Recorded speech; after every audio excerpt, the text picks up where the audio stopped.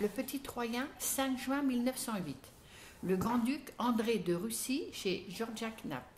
Le grand-duc André, accompagné du général Koubé, son aide de camp, venant visiter l'installation créée par Georgia Knapp pour le palais impérial de Saint-Pétersbourg, est arrivé au rapide de 10h52. Sur le quai de la gare, Georgia Knapp, accompagné seulement de son collaborateur secret depuis plusieurs années, M. Émile Coué, fait les présentations. Le grand-duc, qui connaît M. Knapp, l'ayant reçu à Paris plusieurs fois, leur tend les deux mains. C'est une réception d'amis sans plus. Une puissante automobile ronfle à la sortie. Nous la suivons jusqu'au 14 de la rue Pierre-Gautier.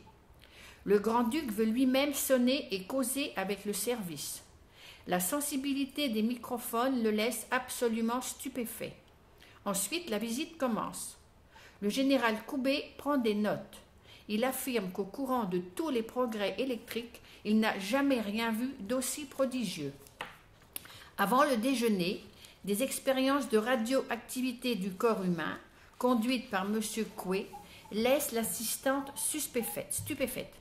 C'est la preuve indéniable qu'une force mystérieuse se dégage de l'accumulateur d'énergie qu'est le corps humain et que cette force peut s'extérioriser.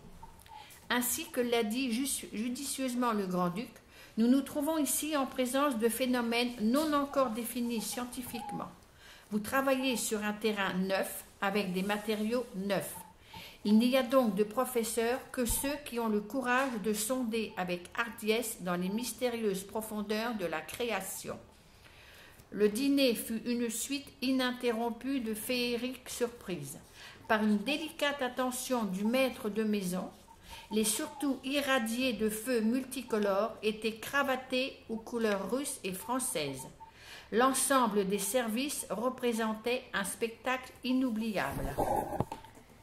Il s'opéra de façon discrète et silencieuse, comme ont pu en juger les nombreux Troyens qui ont visité la maison électrique.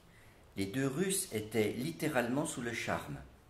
Tout le service était présenté de princière façon, les cigares eux-mêmes arrivant tout allumés électriquement et présentés dans des feuilles d'argent pur sur un plateau incendié de 1000 feux. Tout l'ensemble faisait rêver à un conte des 1001 nuits. Mais, par un phénomène opéré par le prestigieux créateur, l'éruption lumineuse, au lieu de réchauffer l'atmosphère, déverse au contraire une douce fraîcheur dont jouissent avec délice les invités. M. Coué rentre en scène avec des expériences hypnotiques qui intéressent particulièrement le grand-duc. C'est le défilé des tares humaines guéries par la suggestion. Suggestion mise en jeu par un modeste savant, guidé par l'unique sentiment de faire le bien de son prochain, avec un désintéressement, hélas, bien rare de nos jours.